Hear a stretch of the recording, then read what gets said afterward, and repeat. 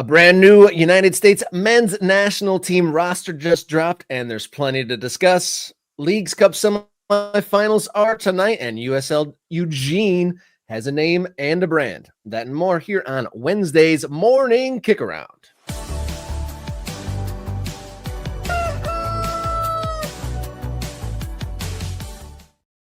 Hello and welcome to the show. You've made your way to Morning Kick Around, where we cover the world's favorite game from the United States of America. Coming to you live each Monday, Wednesday, and Friday. I'm local soccer commentator and host of the show, Robert Kerr. He's Jason Davis, the man with a beautiful voice and a great collection of kits. How you doing, sir? I got a kid on for a team that doesn't actually exist. One of my favorite things in American soccer. Shout out to Sean Francis, founder of Asbury Park Football Club. Lots of people know about Asbury Park, right? You know about Asbury Park, right, Rob? I know. Isn't it a faux football club? It is a faux football club. I think it's the original faux football club, but I mean, it's possible that somebody was before Sean, but Sean created a whole trend. I think there's like a bunch of faux football clubs out there now, or there were, and Asbury Park was one of the funnier ones because he actually got stories picked up in international press about stadium plans and things like that. And it was never real. It was all for fun, just to print some kits and do some cool things. So shout out to Asbury Park. Was it Asbury Park or another early stage faux football team that their tagline was "Going down with the ship"? Yeah, that was a different one. I can't remember which one that one was. This one, I believe Asbury Park is the Tillies. I think this guy is famous in Asbury Park on the side of like an arcade or something, and I think his name is Tilly, and I think they were up to I think that's right. I mean, it's been a while since I've really been engaged with Asbury Park and what's going on up there in Jersey. So maybe I'm behind on club news, but maybe at some point we need to do a brief history of faux football clubs on Morning Kicker. I think that'd be great. With that in mind, shout out to the guys in Lansing. The Northern Michigan faux football league is like got multiple tiers, promotion, relegation. I overextended by founding the Bel Air Bombers. I was an absentee owner, I'll admit it, but a great organization there, the Northern Michigan Faux Football League. But with that aside, should we talk about the real deal stuff? Yeah, I was going to say you might have something in common with a certain American investor who's coming up on the show later. But let's start with real things. Rob, do you want to get into that? Yes, let's start off with Wednesday's long balls here on Morning Kick Around. Let's roll.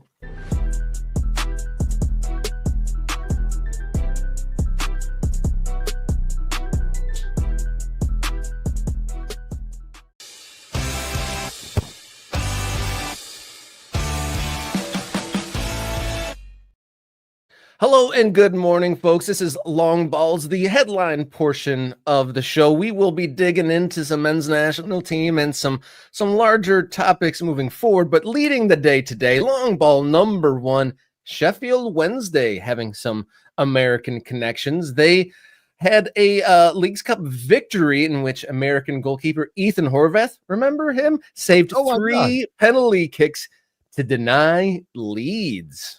Yeah, three shots, 3 saves from Ethan Horvath. Incredible stuff. Did not make the U.S. men's national team roster.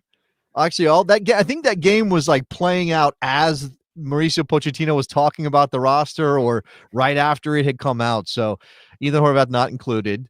I feel for Ethan Horvath. He's had quite the weird career. But Sheffield Wednesday, I mean, what's your impression? You're an Englishman, Rob. What's your impression of Sheffield Wednesday? Synonymous with English league football. They've both been good and bad over the years. I think for a while they were kind of like part of the furniture in the top league. They were a little bit, I mean, I know they go kind of back and forth with Sheffield United as which team is kind of doing better at each time. And this kind of flip-flop. Definitely Sheffield United has been in the Premier League more recently. Yes. Than Wednesday, but they're just, I think, they're part of the EFL landscape, some notable times, and probably mostly kind of anonymous nowadays, except for this ownership trouble that they've been having most recently. Yeah, they've got the owl on the badge. A lot of people will remember. That is a nice badge. It popped up in a strange location. Didn't that pop up on a Barcelona shirt because their Spotify crossover? I didn't know that. I didn't know that. Maybe that's a thing. It's a very old-fashioned badge. You know, it's in the shield shape. It's got S and W, very stylized. There with the owl, these big eyes, not a stylized owl, not like a modern take on an owl, like a Union Omaha, for example, who has an owl on their crest. I got one of their shirts. I almost put that on today. I think I've worn it fairly recently, so I'm trying to rotate. It's they got a. I like a badge with a good motto on it, Rob. Like how many badges have mottos anymore? It says Concilio et Animus underneath the badge of Sheffield Wednesday. And Daniel is I do think there was a stylized version, because Daniel is pointing out that they only reverted to this one recently. So I think this is one of those clubs that wrestles with their history. Like, do we want to be modern? Do we want to go back to the old look? You know, remember when Leeds tried to update their badge and people went absolutely bonkers over that? You know, like for example, I think, look, even if you type in Sheffield Wednesday into Google, you will get a different badge. The more stylized owl, SWFC. I'm not sure. I guess, you know, I don't think that's the one they're using right now. So again, it's barely recent. But I'm bringing up Sheffield Wednesday not just because Ethan Horvath played the American hero for them in that League Cup victory over Leeds United, but because it looks like they may get scooped up by the man I guess I am resolved to call the biggest villain in world football at the moment, non-Johnny Infantino division. Club level. John Textor. John Textor, a man who cannot keep his hands off of football clubs. He seems to have a problem. I was watching TV yesterday. I was watching a streaming service, and I got served up an ad. I'm on an ad plan. You know, sometimes you got to save cash. Yeah. And I'm watching this show, and then they go to an ad, and it's Dax Shepard and what's her name? His wife. She's got her own very successful Veronica Mars and all that stuff. You know what I'm talking about, right? Okay. Oh yeah, so, yeah, I know what you're talking about. The one from the Happy Place, right? Or the Good Place. The Good Place. Yes, her. They're in a commercial for Auto Trader or Kelly Blue Book or Carvana or something, and they're like, "Oh, we can track the value of our cars," and they get very like obsessed with tracking the value of their cars, and they have like 15 cars in their driveway, and I'm like, "Oh, that's John Textor. He wants to like gobble up all of these clubs." You may know that he owns Botafogo in Brazil, a team that he famously took to the top, and they won a title under his ownership. But he also has been known to be on the field yelling at referees. So that's part of his. It's part of his. Always got some Marinakis in him. He's got some Marinakis in him. He owned 44.9% of Crystal Palace, and this became a problem because obviously Crystal Palace won the FA Cup that buys you entry into the Europa League the next season. But because he also owns Lyon, UEFA came down and said, well, this is multi-club ownership and you can't compete against each other in the same competition. So Lyon finished higher in their league than Crystal Palace did in their league. Therefore, Lyon will go into the Europa League and Crystal Palace will be knocked down to the Conference League, because what happened is John Textor didn't sell his stake in Crystal Palace earlier. Anyway, this is all just part and parcel of multi-club ownership, which is an absolute disaster. And now the story at The Guardian is that John Textor has registered his interest in Sheffield Wednesday with their owner, Deshvan Chansiri, poised for talks over a potential takeover of the troubled championship club. The American businessman is understood to have sounded out representatives in recent days, wants to schedule a meeting. They were talking about £100 million. Right now, it doesn't sound like a crazy amount of money when players are going for £100 million, but you know, there is obviously risk here for Sheffield Wednesday. They're probably carrying a ton of debt. This is one of those situations where this is John Textor potentially taking over a distressed asset. And the problem is that if Textor pays £100 million, Sheffield Wednesday is probably not worth that. So you're like, oh, well, that'd be good for their club to get that. No, not at all, because what it means is it creates a bubble, right? And it becomes unsustainable. And obviously Textor himself has to take on debt to buy this club. Do you think John Textor's got a vault somewhere, Scrooge McDuck style? He's got £100 million lying around. He's swimming through coins. Yeah. So again, this whole thing is just unseemly. It doesn't feel like it has anything to do with the heart and soul of the game. Sheffield Wednesday supporters, are obviously have no say in whatever happens here, right? They're just along for this ride. And I don't know if I have any grand conclusion to make about this news, Rob. I just wanted to put it out there because to me, Textor represents all that's bad with the way clubs are being treated as assets in modern football. Yeah, I think we're on the same page, you and I, as far as how we feel about one person owning more than one sports team. I just don't like it. Even across sports. It's like when anyone accuses Liverpool ownership, oh, they're only able to buy all these new players because they didn't, purchase some free agents for the Red Sox. Like, even if that didn't happen, the fact that that's in the equation and in the conversation kind of Right. kills some of the fun of it. It also creates the knock-on effect is it creates a marketplace where now a guy like Chansiri, who has not been a good owner, has been a deadbeat owner, has not done the work necessary or put the money in to help Sheffield Wednesday. This is always about, I'm just going to sit around until this asset gains value because now there's a marketplace for it, right? Again, this is what I mean by a bubble. So Texter's out here like, I sold Crystal Palace. I really got to get back in English football. He's got some money that he can access by whatever means. Chansiri gets paid despite doing nothing to benefit Sheffield Wednesday. And now the next guy or another club is purchased by somebody who goes, I'm just going to do a Chansiri. I'm not going to put any money in this club. I'm not going to help this. I don't care about this club. What I care about is the value going up so that somebody like John Textor can swoop in, give me a big payday. Why would any club owner in the modern environment do the work necessary, do right by the club when it's for them about making money? Yeah, it might be rewarding bad behavior there. And going back to John Textor, though, the only executive I've ever heard blaming emailing on like a huge gaffe. I mean, part of his explanation of why the Crystal Palace snafu happened was because UEFA emailed the wrong account, which is wild. It's like that might be true. Maybe some people don't check that, but that's a wild explanation to put out into public. And maybe it's an off-season thing, but tracking the career of Ethan Horvath could be a whole segment in its own right. Had many gaffes, but also many successes. Very interesting one. But congratulations to him for his great performance to get Sheffield to the next round of the Leagues Cup beyond Leeds. Moving closer to home, plenty of midweek action. Long bowl number 2. What to watch in the midweek? There's an afternoon worth of Leagues Cup games overseas. There's some USL League One matchups.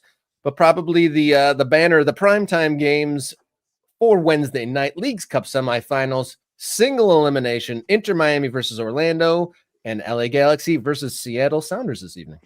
Is that what we're calling those? Are they marquee? Is that how you view that, Rob?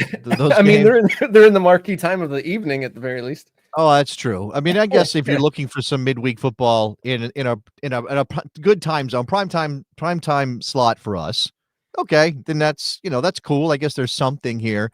Again, the value of this tournament is still open to question. The fact that there's no Mexican clubs left takes some of the intrigue out of it, especially for people like me who don't really have a dog in the fight anymore. Inter Miami, there's a significant question over whether or not Lionel Messi is going to play. He did not travel to DC. And I actually had a buddy say, hey, Lionel Messi is going to be in D.C. You want to go to the game? And I don't know how those ticket prices would have gone. And I was like, actually, he's not traveling because I had heard that. Javier Mascherano announcing that.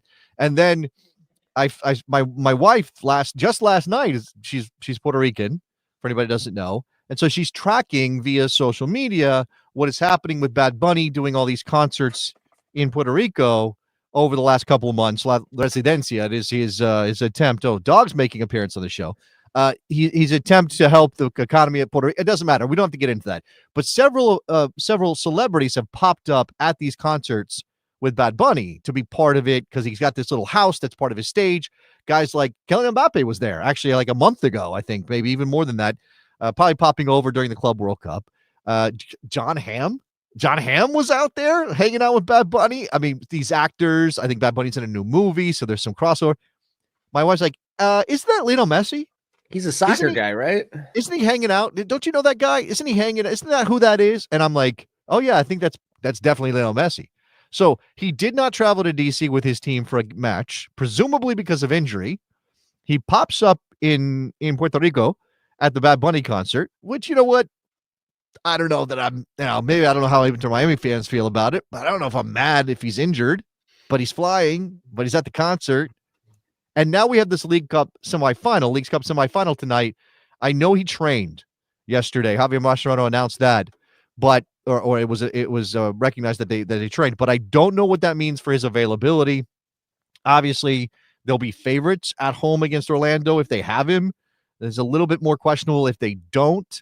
So we'll keep an eye on that. And then the other game is obviously the Galaxy and Seattle, and the Galaxy have an opportunity here to do a Tottenham, sort of, right?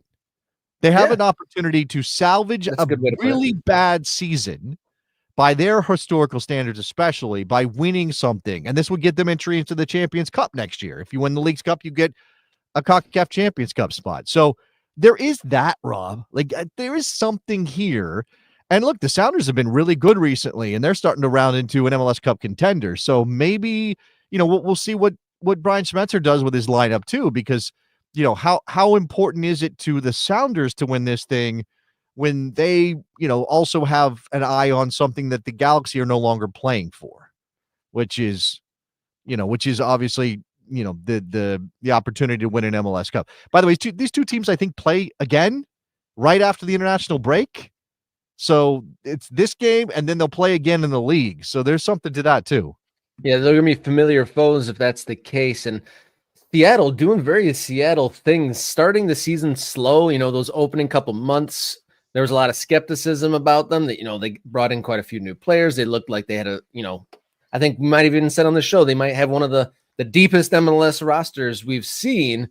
And they started slow, and as the summer has gone on, they have gotten stronger and stronger. They also, speaking of their motivations in Leagues Cup, they already had another distraction with playing in the Club World Cup through the summer as well. I'm sure they want to win every single game in front of them, but I'm sure at some point, the tank and of enthusiasm might go a little bit dry.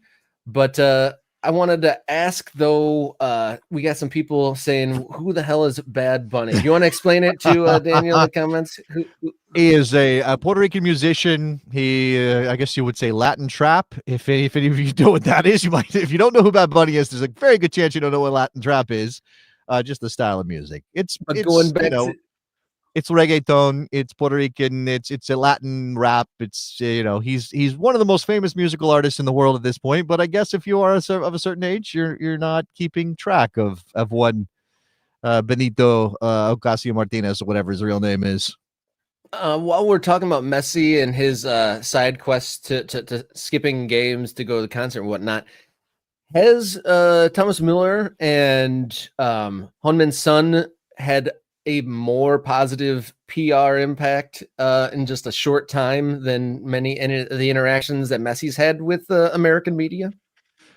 That's an interesting question. That's not what Messi does, right? Messi is not a big out there in the world guy. No, he's not. He doesn't act super personable. He's always trying to kind of keep his life under wraps. He does, you obviously see him pop up in a commercial here or there, but it is not his gig, or is not his way to be the personable face of anything. I don't know. I don't want to get too judgy about that. Like, yeah, I do think Son is bigger in a certain quadrant of football fandom. Obviously, we know about that, but Messi is the biggest name in world football by a significant margin. In fact, my wife was like, "Oh, isn't that Messi?" I think she was on Bad Bunny's Instagram. I'm not on Instagram, so I don't know how, I don't know how that works. I don't know if it's a story or if it was a picture. And then I'm like, "Well, check and see if Messi posted anything." Because I still can't find any photos that he was there on the regular internet. Only saw this through my wife's Instagram. So there's a chance that like I hallucinated the whole thing, or I don't know. But I'm like, check Messi's Instagram, and she's like, "Well, I don't know what it is." I'm like, "Just look up Lionel Messi." And then she lands on an account. She's like, "Well, I don't know if this is his." And I said, "I think it is. 506 million followers. I think that's probably Lionel Messi's account." Yeah, that makes sense. Or a phony account that's done really, really well for itself. Well, yeah, maybe a dummy account that's like somehow convinced people it's actually Lionel Messi. Long ball number 3, probably what all the folks out there have been waiting to discuss. United States men's national team roster for the September camp was announced yesterday. The United States will host Korea Republic in Harrison, New Jersey on the 6th of September. And in the second game of the window will be USA versus Japan in Columbus on September 9th. There's some surprising inclusions and some surprising omissions. We're going to talk about, pontificate into the who's, whys, and how did this happens at the top of the hour, but we'll try to stay on the course of who is actually on this roster. So do you want to go group by group there, Mr. Davis? Yeah, I mean, you can see it on the screen if you're watching via video. If you're on the podcast, I'll read it out. Goalkeepers, Roman Celentano, okay. Young up-and-coming MLS goalkeeper. Matt Freese, we saw him star for the United States in the Gold Cup. Jonathan Klinsmann.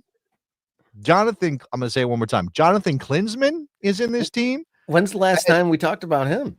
Yeah, it's been a while. I said on Blue Sky, don't tell me you knew where Jonathan Klinsmann was playing his club soccer, because I won't believe you. Now, there are some sickos out there. There's some really, really online people who knew that Jonathan Klinsmann was playing. Rob, where is he playing? Do you know? He's playing in Syria. I only know because I have the thing in front of me, but Okay. before this announcement, I did not know. I knew he'd bounced around and had maybe taken a European adventure, but I did not know the name of his club. No. Yeah, he's playing at Cesena in Italy. They're a second division team in Italy. Did not know that, but now we know. Defenders, Max Arfstad, Noah Kai Banks. Noah Kai Banks is one of those dual nationals that it's gotten people really excited. He plays over there in Germany at Augsburg. He is not an experienced player. He's only, only 18 years old at this point. The number of appearances he has made in his career can be counted on a couple of hands, I think. It is just not, he's just still very, very young, but he's exciting. And Pochettino at one point said he thinks he could be maybe one of the best defenders in the Bundesliga. Those words were flowing from Pochettino yesterday. Felt like maybe he needed to rein it in a bit, but there we go. Tristan Blackman, Vancouver Whitecaps, first ever call-up, 29 years old, I believe. Serginho Dest back in the team. Alex Freeman, Orlando City. Nathan Harriel, Philadelphia Union, was in the Gold Cup team, I think as a replacement, and he's back, and I don't think anybody was overly impressed by him in the Gold Cup. Tim Ream, Chris Richards, okay. I mean, Tim Ream is 37 years old, and yeah. Midfielders, Tyler Adams, Sebastian Berhalter, Luca de la Torre, Diego Luna, Jack McGlynn, Sean Zawatsky. So that is all of those players except for Tyler Adams played their soccer in Major League Soccer. There's no Weston McKennie. There's no Johnny Cardoso. Both those players are, as far as we know, fit and available for selection. I mean, maybe we'll talk about them in the next segment. Forwards, Damian Downs, Christian Pulisic, back in, and the first thing asked to Mauricio Pochettino, and no surprise there, was, have you talked to Pulisic? What's your relationship like? And he said, no, I have not talked to Pulisic, but everything is in the past, and we move forward, and Christian had his break, and now he's ready to play, and so he's here. Josh Sargent getting a call. People are mildly surprised about that, because based on recent history, it felt like Pochettino did not rate Josh Sargent. Tim Weah is in this team, a player who just made a move, and Pochettino kind of explained that some guys making moves or maybe not settled in their teams weren't going to get called, but Tim Weah just made a move, and he's in this team. And then Alex Zendejas of Club America. I will tell you that according to reports that I'm seeing today, Brian White was called, but was forced to pull out because of injury. So if you're wondering about Brian White, that is one player who I guess was going to be in the team, but ultimately did not have the ability to play. There are missing players. I already mentioned with McKennie and Cardoso. Haji Wright is playing very, very well at Coventry City. He is not in this team, Rob. It's a little weird. It's just a little weird for a lot of people. Yeah, there's a lot of weird going on here, and kind of the next segment I'll ask, is this a just getting more eyes on more players, or is this kind of random, like whoever he was able to call? Because there does seem to be an element of randomness. I think that the selection of Josh Sargent is one of the jarring things. I'll try to narrowcast it to the jarring selections. because, I mean, Josh Sargent ended his season with Norwich on a goal streak, not selected to the multiple summer tournaments, and then started the season in a similar fashion at Norwich again and gets the call. So it's hard to figure out the logic really at all there. And you're saying some players like Brian White was omitted. Would you say the re-inclusion of Zendejas is Zendejas like the on deck guy, or is Josh Sargent the on deck guy? It's a good question. I mean, Josh Sargent plays the same position as Brian White. Alex Zendejas doesn't. So I don't know that I would connect those. I mean, I do think, and I don't know that this matters too much. And we've had plenty of teams over the years where the roster came out and a player was listed with a particular position group, and that's not where he played, or it wasn't exactly a good description of his role. And I don't know that Diego Luna is going to play as a midfielder necessarily in this team. Like, it's possible he could, but it's also possible he doesn't. He plays wide or he plays up in the forward line. So again, we don't know exactly how this is going to go down. Guy like Aiden Morris, also not in this team, playing in Middlesbrough. His former teammate Sean Zawatsky, who is a guy that is, better deployed as a center back, but playing in midfield, is there in midfield. I mean, I think he's done a good job doing the job asked of him by Columbus, but I think naturally that's not his position. So everybody's kind of scratching their head over that one, Rob. Some of the quotes from Pochettino, and we will have a little bit more audio, particularly on one issue that has caught the eye. Because again, if you count, maybe forget goalkeepers because of the nature of that pool. Although Matt Turner playing well with the Revs, getting minutes again, not here. Okay, whatever. Defenders, okay, Max Arvston, MLS, Tristan Blackman, MLS, Alex Freeman, MLS, Nathan Harrell, MLS, Tim Ream, MLS. In the midfield, again, I mentioned that. What is that? 5 of 6 are MLS players.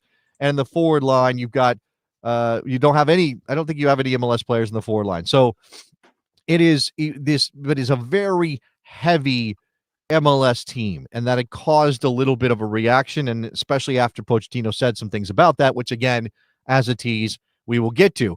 But I think the overall takeaway, beyond some of the other things that Pochettino said specifically about leagues and players, is he is still auditioning. He is still looking at the pool in total. He described it as 60 to 65 players. And that's what I'm hanging my hat on. I'm hoping that this is just to get his eyes on as many different players as possible while keeping some semblance of some familiarity. I just put up the comment from Daniel, why take Ream? It's maybe because he's the only experienced player that's kind of on hand. I mean, when asked specifically about Weston McKennie, Pochettino said, "We know Weston," as if to say, we have a book on Weston. We know what kind of player he is. Maybe we don't need to see him this time. Now, he was specific in saying that there is no core group that is already booked for the World Cup. He said, it's not like we have 16 or 17 players that are already in the roster and everybody else is fighting the remaining spots. That's not how we work. I'm paraphrasing a little bit because obviously he's speaking in his second language, but that's what he said.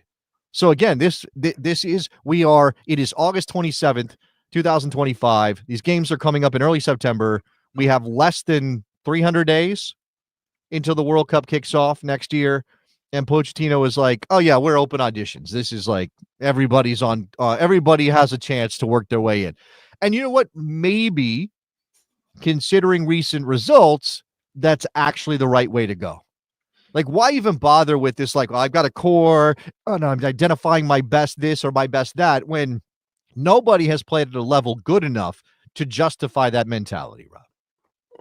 Poch keeping it interesting, no doubt. Definitely not a sleepy roster release day.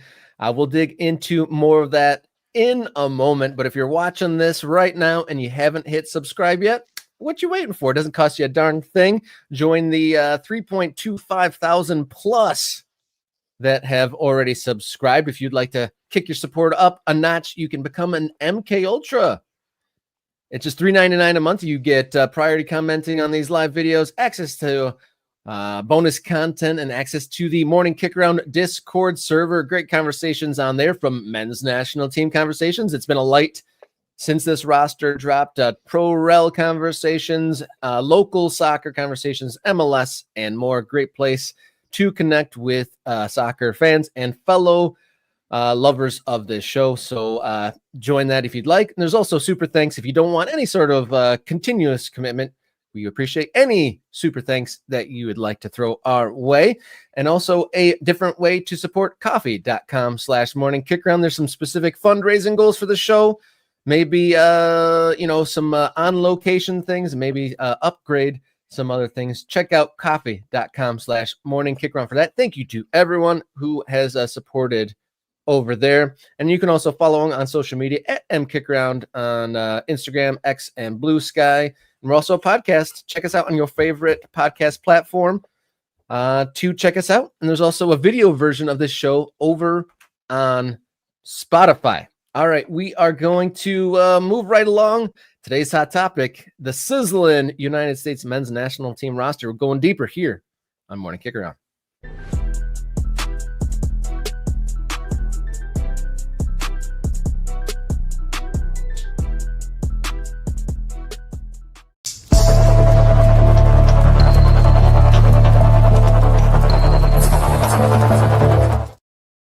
All right, the hottest of topics here on Morning Kick Around. The United States men's national team roster dropped yesterday, and there's a lot to talk about here. Surprise additions, surprise omissions, and kind of leading us to the question, is Poch have some master plan to get his eyes on as many pool players, or is this a little random and he's throwing darts at a dartboard? So I'm going to repeat myself a little bit for anybody who follows me on Blue Sky. Davis, Jason on Blue Sky, if you want to follow. And I'll throw up the roster here. I'll throw it up again just so we have a visual reference for this team. Again, lots of MLS players. No Weston McKennie, no Johnny Cardoso. Mark McKenzie also left out, despite the fact that a guy like Tim Ream, who is 183 years old, is in this group. I said on Blue Sky, like, what seemed clear after listening to Pochettino talk yesterday, and I do have one particular cut that is causing a bit of a stir, he is not coming to this team with any preconceived notions about American soccer, about MLS, about where players play. He is wide-eyed and very open to the idea that a guy like Tristan Blackman, who has never been a U.S. men's national team player, who has bounced between MLS clubs for about 7-8 years now, could round into a national teamer at the age of 29, playing for the Vancouver Whitecaps as a center back. I believe they play a back three. Like this is it's not mind exploding, right? It's not beyond the pale of what can be possible for a national team, but it doesn't feel like what you would do less than a year out from a World Cup if you had some idea of what your player pool should look like going in to, say, May of 2026. And I'll throw up our man Nate here. Yeah. I think we're kidding ourselves if we say he has a master plan. He has a master plan like Klinsmann had a master plan. He doesn't. Shooting from the hip, I think, DEFCON 1.5, which is a reference to the best soccer show and our DEFCON scale for just how panicky you are about the U.S. men's national team. And the thing about Nate is he's cheating because there's no half DEFCONs. You either a DEFCON 2 or DEFCON 1. You need to DEFCON commit. Yeah, you got to commit to one of those things. We don't do DEFCON 1.5. But again, I said something like it's fascinating to see him come in with no preconceived notions about the U.S. men's national team, about the player pool, about Major League Soccer, or at least that's how he's portraying it, right? It's also very possible that he's incredibly naive and poor at player quality judgment, right? At player evaluation. It's possible that Mauricio Pochettino is just bad at identifying which are good players and which aren't. Now, and if you think about his career, Rob, you think about what he did at the club level, how often was he the one going out and picking the players? Oh, I'm going to take that guy and I'll take that guy. people, people above him, people who sign checks, people responsible for transfer policy, at least in the modern game, were the ones who were like, we're going to go sign that left back, or we're going to go sign that center midfielder. And then Pochettino could take a look at his collection of players, say 25, 30, 35 players, and go, which ones can I use to win games in the Premier League, in Ligue 1, whatever. I mean, he was pretty good at that, not sort of undeniable as a force. He wasn't Pep Guardiola, but he had some success.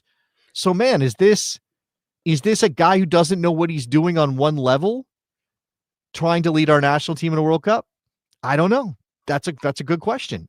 I think he has skirted the criticism that Berhalter did of trying to run the national team like a club, because Pochettino's come in to this team obviously with only club experience. So he rose in stature because he got Southampton to overperform. And then he got the move to Tottenham and famously didn't get a lot of support in the transfer window when he needed to. And again, from the group of players that he had, was able to get them to overachieve to a point.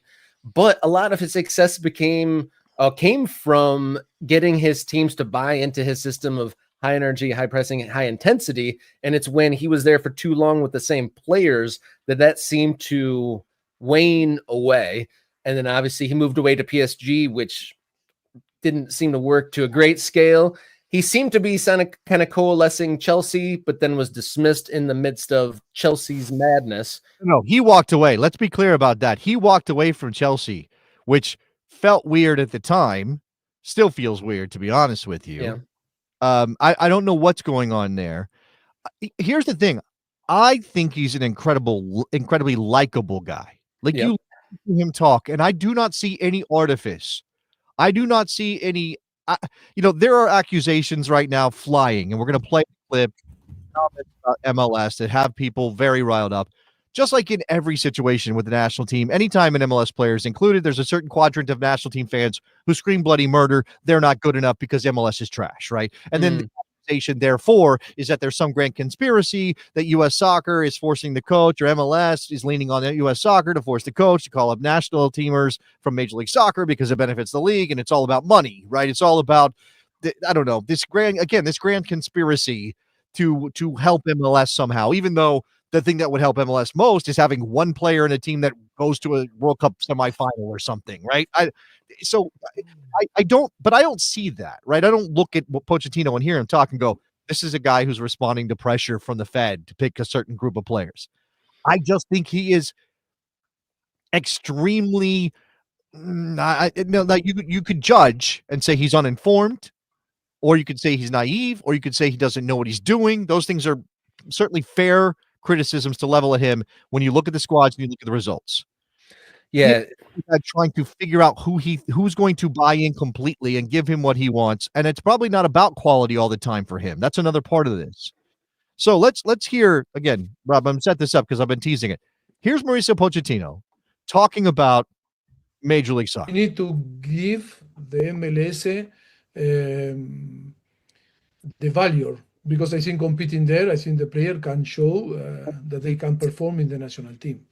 I think it's not necessary to move from MLS to Europe, because sometimes the MLS, under my assessment, maybe is more competitive than some leagues in Europe.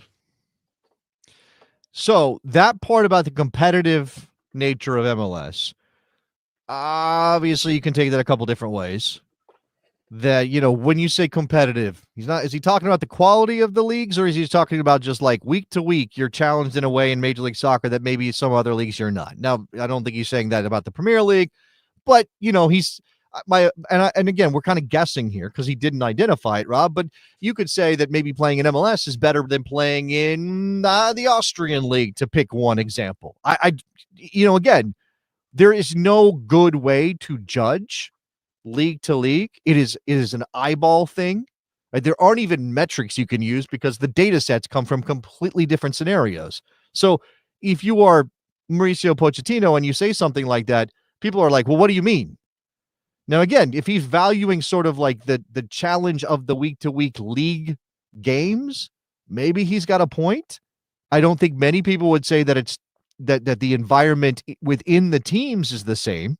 Like the competitive level to get on the field for a European team is usually a little bit stiffer than it is here in Major League Soccer. And obviously in MLS, what you've got is a bunch of teams that are varied in their quality from top of the pay scale down to the bottom, where in a lot of places in Europe, it's a little bit more even. So, again, what does this mean? And again, when you say like you don't need to leave MLS to go to Europe to be in the national team, people are going to freak out. Yeah, without a doubt. But looking at the roster itself, there's always a debate. Like, should this guy have gone? Should this guy have gone? And like, oh, maybe that's a little mildly surprising. Just at a quick scan, there's at least 5 players in here. You're like, I had no clue that this person was on the radar. And I don't think that happens very often. Yeah, like I said, there's, judgment calls here and there. I'm a little bit surprised, but I mean, especially in the goalkeeper pool. I mean, did anyone have Celentano, the FC Cincinnati? I mean, he's been lurking around as a possibility, but again, it sort of feels random. It's not like these guys, it's like maybe outside of Tristan Blackman, who we knew about because Thomas Mueller spilled the beans. Yeah. Which was outside of Tristan Blackman, and Nathan Harrow was in the Gold Cup team, but I guess a lot of people thought, oh God, man, this is not the level. Yeah. Sean Zawadzki, nice MLS player. Sean Zawadzki, like what are we talking about here? Now, in terms of so Nate is being doom and gloom about the results coming up against Japan and South Korea. He's saying it's going to be a smackdown. I think there are some issues with Japan's team. They're going to be missing some players, so it's not as though they're going to bring in their best squad. I suppose that you could argue that that's going to allow the United States to be more competitive than you might expect with this group. I think it's really what's really hard here, Rob. Right? And I had a conversation with a former U.S. men's national team player, Eric Winalda, on my radio show that I do yesterday. And I was like, this is weird. And I can't, how do you get a handle on any of this? And should you trust Pochettino when we're less than a year from the World Cup? And he's like, well, this is smart. Look down your pool for players who can do the job. And I'm like, but I have nothing to hold on to here. I have to go on blind faith that he's going to figure it out. Oh boy. That's a dangerous place to be in, especially with the track record that this program has had. And I kind of go back to paying the sins for not dismissing Greg Berhalter like 3.5 years ago. Like a lot of this testing the pool should have happened years ago with this objective, view of the pool of just going in scattershot, finding all the players with any kind of value.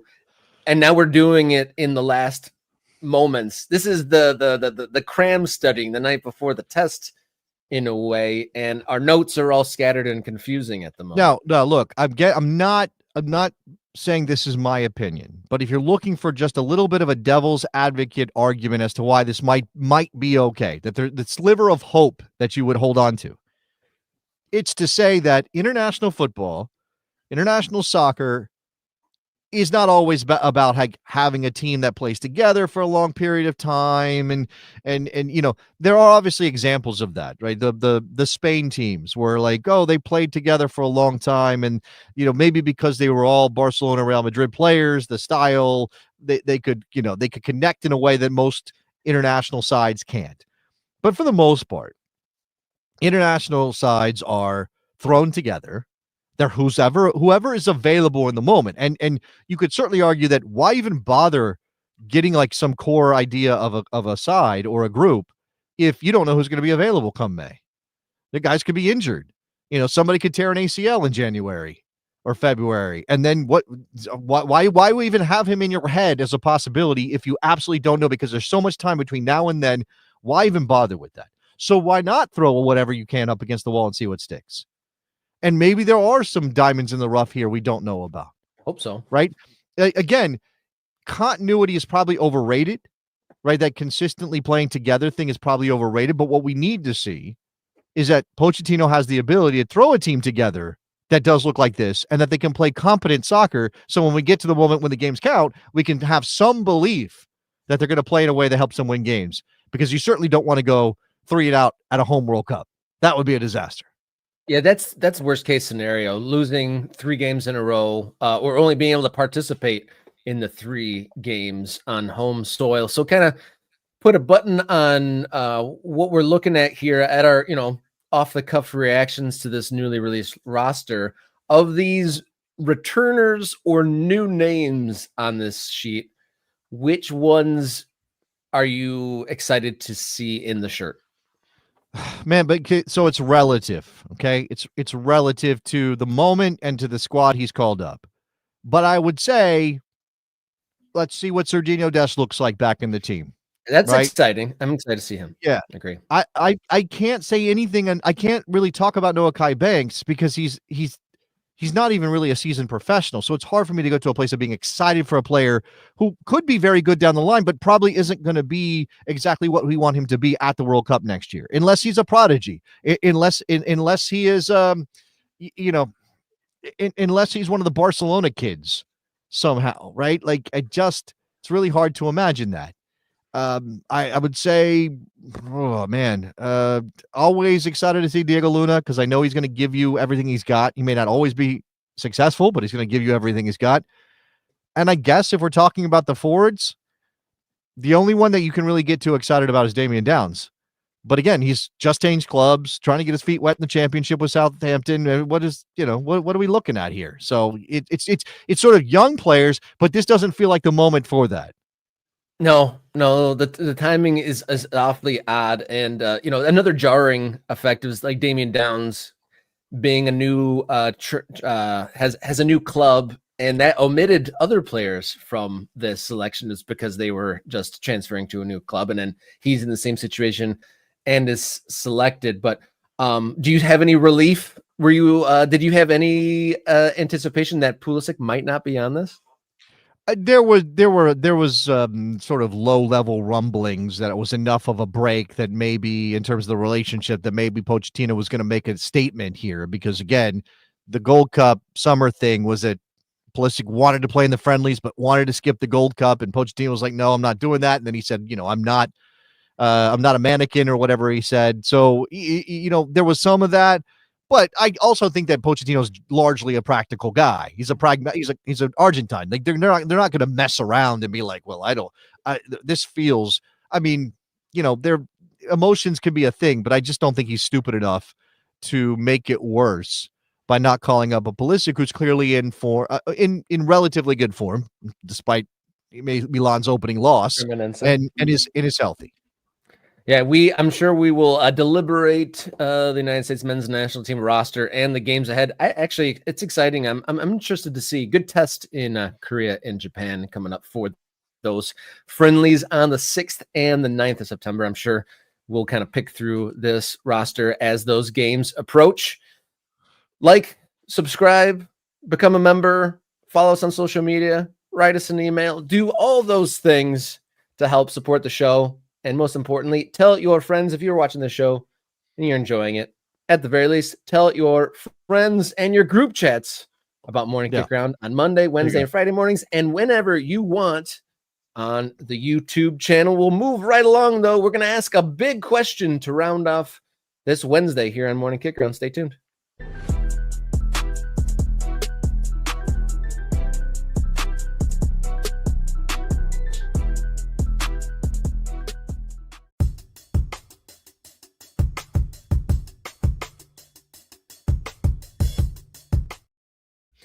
Big question here on Morning Kick Around. It is Wednesday, August 27th. My name is Robert Kerr. He's Jason Davis. USL League One, the third division in the United States soccer club pyramid, is going to have 7 new sides play in there next year, including one that was just called USL Eugene until recently, but we've recently discovered we have a team called Sporting Cascades FC hitting the Eugene area up in Oregon. There you go. There is the badge. What do you think of this launch is the big question today. Okay, so, and we got an explainer on this, so stay tuned for that. Logo explainers are always fun in American soccer. It's not terrible, Rob. Like I'm not like, oh my God, it's such a hit. It's so great, but I'm also not mad about it. I don't know about the 2 different weights. and I guess those are two different fonts for our word mark here. It's only two colors. Well, I guess three, technically, right? Three colors. They're not, the brown is a choice, and maybe we'll get to that. I don't know. I guess again, sporting. Sporting. Why sporting? Now, I know it's been a long time, and we've kind of made our peace with it because you just get used to stuff. But remember when Sporting Kansas City changed from the Wizards, and we were like, oh, okay, sporting. Well, you know what that word usually implies is that you're not just a football club. You're doing other stuff. You got a rugby team, or I don't know, whatever, a basketball team. Yeah. And I think that there was even, maybe because they realized, there was even some things put out by Sporting Kansas City at the time. We're talking about what, 12, 13 years ago at this point? More than that, 15 years ago at this point. They were like, we're actually going to partner with the local rugby team and to have a team play under the Sporting Kansas City banner in rugby. And then they never happened. They didn't do that. They were like, no, we're a soccer club. What are you talking about? So that part, that's weird. I don't know. What's your first impression of this? It's simple. It almost looks like a rough draft, a first idea or part of the creative process. It doesn't look like a completely 100% finished product, in my opinion. I know they have plenty of, boilerplate stuff to explain their decisions, but in my opinion, it's fine. It's okay. It's, nothing that smacks me in the face of like, this is sick. And it's not awesome either. I'd say it's somewhere in the middle, maybe a little bit light on, it doesn't quite look 100% finished. Here's what it is. It is. It's one of those badges that they're not going to take back, because we get badges, we get brands that are so bad. Safe. The club's safe is the word. Whoops. We screwed up. We got to go back. What was it? What was the Boston thing before they went with Legacy? What was that? Yeah, that was terrible. Everybody, I mean, I barely remember it, which is good. Legend City or something like that. No. It was Boss Nation. It was Boss Nation. Yeah, there you go. You're Boss like, Nation. And it's no Chicago Fire Triple Crown either. Right. Well, that was a logo and not a name at the time. But yeah, I mean, this feels like one though that is so down the middle that there's not going to be any pressure to retract it and start over again, which I guess is fine. You really don't want to screw up that badly, but it's not so great that you're like, you know what, this is going to be a hit. People are going to be scooping up the gear. You and I, and this is actually coming up. We'll tease this coming up on Friday. We're going to talk to the filmmaker behind Up the Hearts, which is the documentary series that's on YouTube about Portland Hearts of Pine and their launch. And they nailed it so much up in Portland that people that have no connection to Maine, have never been to Maine, don't know where Maine is on a map, think it's part of Canada, are like, I got to get me some Portland Hearts of Pine stuff. That gear is incredible. That does not feel like what's happening here with Sporting Cascades. I said Lane United because that was the USL 2 team. They were called Lane United. Let's look at the badge explainer, because these are always good. We got the peaks. So there's the Cascade Range, hence the Cascade name. And that's, I guess, Eugene is there in the Cascade Mountains. Colors, deep Cascade blue. Is that a thing, or they made that up? Strength and depth. The blue conveys strength and depth, Rob. River Valley brown, roots, soil, and authenticity.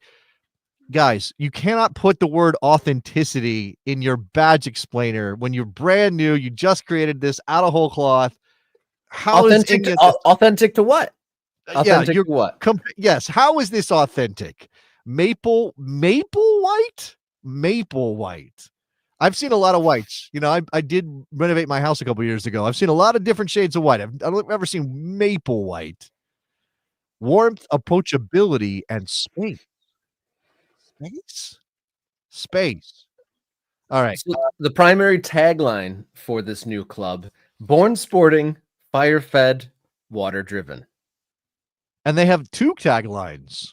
They have another one. Yeah. Currents Unite, which I think that's better than the first one in my mind. No, man, I don't know. Okay, so I feel like I'm being mean, and I know it's so hard to do this and do it well. I don't know, man. Here's a little bit more. A crest shaped by place is what this was said on the USL website. Crest design intentionally simple and strong. At the top of the shield, it mentions the peaks and then the lines for the rivers. I guess there's two rivers, the Mackenzie and the Willamette. that meet in Eugene and Springfield, Oregon. Typography. It says FC pays tribute to football tradition. Okay. Well, Our the tradition is soccer. Lane FC, right? Our tradition is soccer. What tradition? Why are you tapping into a foreign tradition? Like we are so in our heads about this. We can't get over the FC thing. I will credit any club who chooses to go with soccer club because that's what we call the sport here for the most part. And again, I don't know, born sporting, fire fed, water driven. That's something. And we're talking about authenticity, and wouldn't those sort of taglines come with like the supporters, coming up with things in their own, and the terraces, so to speak, or in the fan groups associated? I feel like that would be authenticity. But I actually am curious what the tagline in Latin would be, because a lot of the historic naming in different areas is like, what is for any Latin experts out there, what is born sporting, fire fed, water driven in the old language? Well, I just mentioned earlier in the show, if you're watching this individually, this segment, you'll don't know this, but individually, earlier in the show, I mentioned Sheffield Wednesday, and they have a motto on their badge, and it is Concilio et Animis, and it means by wisdom and courage. And I guess maybe that's, I don't, it's in the design. I guess it's also part of I don't know if that's part of Yorkshire, part of their history. I have no idea, but they have that in their badge. And that's cool. I mean, you'd be creating it out of nowhere, but I don't know that born sporting can be translated. How do you what is sporting in Latin? I don't know. Sportus bornus. Okay. Born sporting has no meaning. None. What does that mean? That means you were born running, like out of the womb. My mom said running? I was athletic. Right. Exactly. Fire fed. Where's this fire coming from? Are you a dragon? Oh, the dragons breathe fire. They don't eat fire. Who eats fire? Water driven performers. When you say water driven, I'm thinking like a mill or something. It's just, is that got a lot of mills there? Maybe they do, right? I'm not trying to be dismissive. It does say captures the region's volcanic power and river forged resolve. All right. So water driven is like, we've got rivers and they matter. And then fire fed is that there's volcanic stuff. All right. I don't know. All right. Because we love our listeners and our viewers, shout out to your man, Luke, who has asked us to shout out his high school program, Walled Lake Northern. Big win last night, 8-0 on the road against Waterford Kettering. Let's go Knights. All right. Shout out to high school soccer there. All right. Last thing here about Sporting Cascades. And we've reached out, and maybe we will get somebody on the show.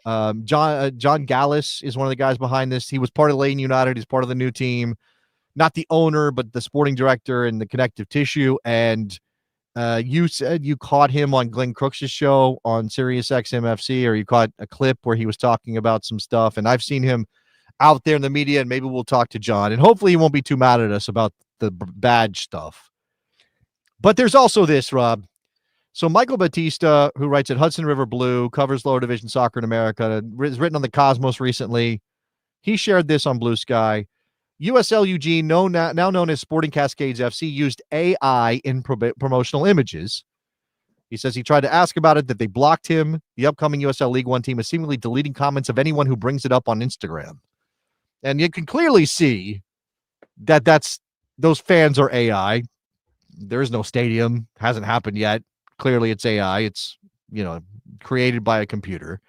And down at the bottom, and I didn't pull the individual images because I didn't want to make too much of a thing out of this, but down at the bottom right, you can see what looks to be a rendering of a stadium. But if you zoom in, it's very clearly that this is AI as well, because the words never get done right in AI, Rob.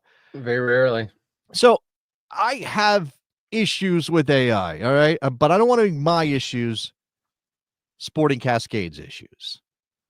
So do we have an issue with, I don't think deleting comments is ever good. I don't think that's a good move. That doesn't make you look like you're open and willing to engage. That's not authentically listening to the public. And that's one thing that is a test, especially for any public facing person or entity. But this is hard. Like you said, creating something out of nothing seemingly is hard.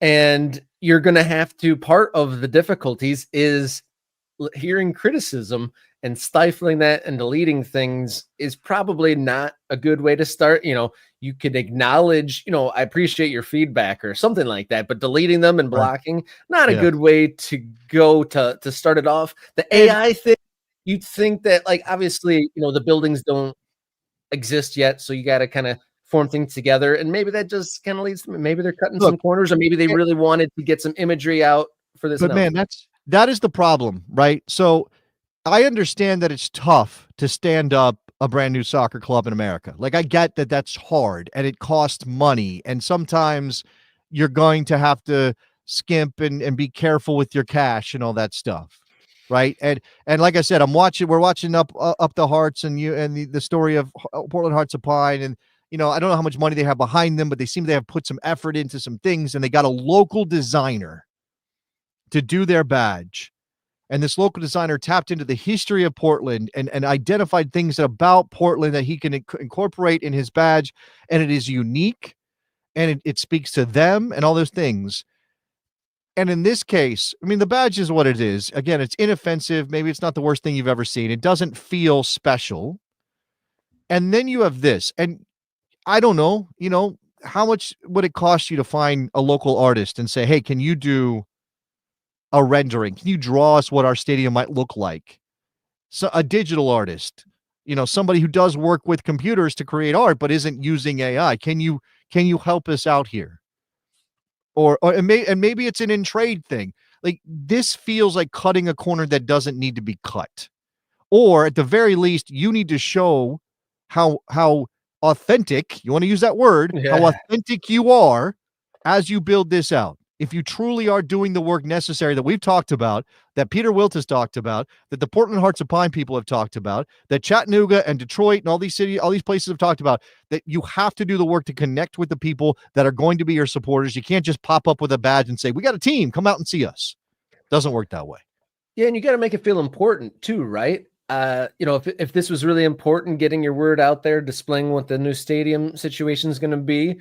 I know that on this show, I've used AI image generators for jokey things, just like off the cuff. And I was uncomfortable even with that, Rob. I'll admit to it. I was uncomfortable with it. It was funny, and we've kept it in the right context. But even I was like, I don't know. But launching your brand new team that you're hoping is super successful and lasts forever, hopefully you would make it seem important by having some real drawings, or at least holding off on the AI stuff until there is something real to draw and just describe the plans. It just seems like an unnecessary thing to do.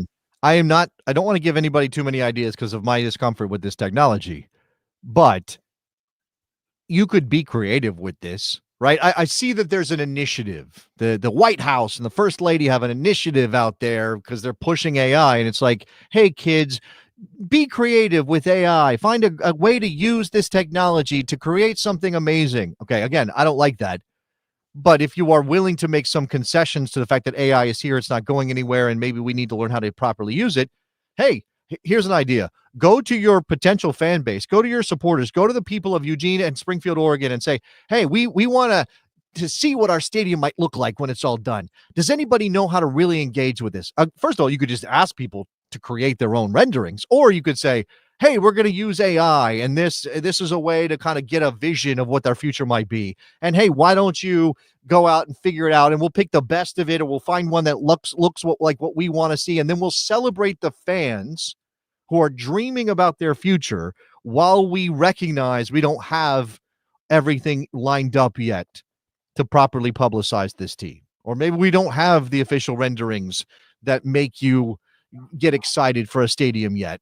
Whatever it is, man, it's just frustrating. These are simple things. This is not rocket science, Rob. No, it's not. I mean, it's not super easy. Being creative is difficult, and there's a lot of stakeholders in mind. And as we wrap up, go to the comments. Wade, he's saying just say a normal American team name like Eugene Elk. Okay, sure. Which is kind of funny. And then Luke in response, Eugene Elk that actually slaps Woodbye up the Antlers gear. And thank you again, Luke, for the super thanks and the shout out to the Walled Lake Northern boys win last night. But yeah, Up the Antlers, a fun tagline, maybe more Like than that. the Born Antlers up, Sporting up the Firefighters. antlers. Yeah. Let's go.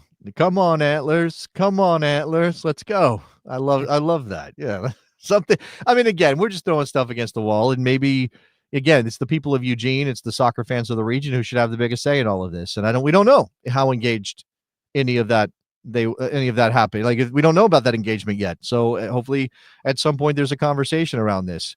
I think it's very reductive for me to say, go pay attention to what Madison did initially, what Portland did, Portland Hearts of Pine did initially, pick 3 or 4 or 5 other clubs that have found a way to connect directly with their fan base and create something of a phenomenon.